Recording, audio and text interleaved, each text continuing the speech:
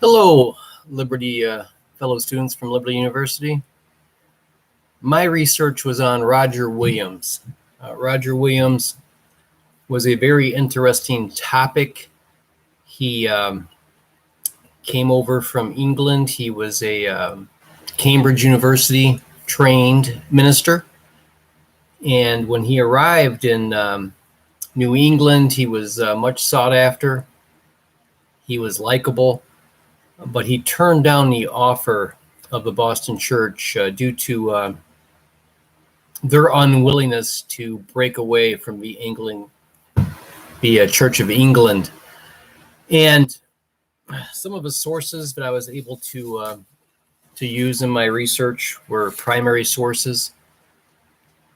I have a copy of John Winthrop's journal, and then several works from Roger Williams himself.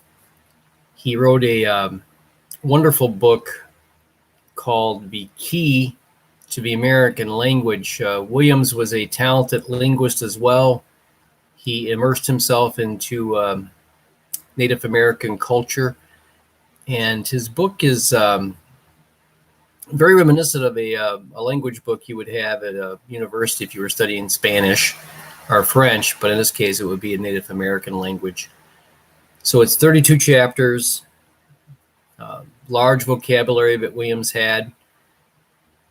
I also have a couple other primary sources of Williams. He wrote some treatises, and he had a theological debate with John Cotton. So these primary sources were very useful in the research. And then the secondary sources were plentiful. A lot of different articles from JSTOR, a nice work, Liberty of Conscience, that Dr. Schultz recommended I should find a copy of. I was able to find it on Amazon at a reasonable price. And then a book by Warren called God, War, and Providence, which details Roger Williams' struggle with the Massachusetts Bay Colony authorities and him being able to achieve a patent to establish Providence plantations, and Rhode Island would become an independent colony from Massachusetts. So all of these worked well together, the sources I was able to find. And a lot of them are modern works, 1980 and beyond. Of course, some of the earlier works by historians from the 40s and 50s proved useful too. One thing I found consistent with Roger Williams was his commitment to his faith.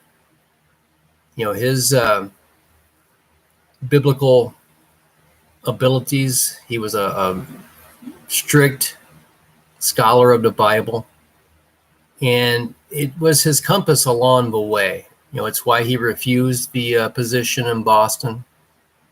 It's why he moved out of Salem to Plymouth. That's why he became a trader. He traded goods with Native American nations. And every step of the way, Williams was guided by his faith. And even if some of these decisions put him in jeopardy, as he was in danger of being sent back to London, he still followed his belief in God and his religion. And ultimately, he triumphs. His moral compass, his religious compass, was instrumental in his book, The Key to the Native American Languages, which was a big success in London. And Parliament was interested in building relationships with Native American nations, and they wanted to do things the right way. And Williams also had a good grasp of the land politics in these Native American nations. So his judgment was always based on his faith, and it leads him to be comfortable with himself, be comfortable with God, and establish Rhode Island as a separate colony. Thank you.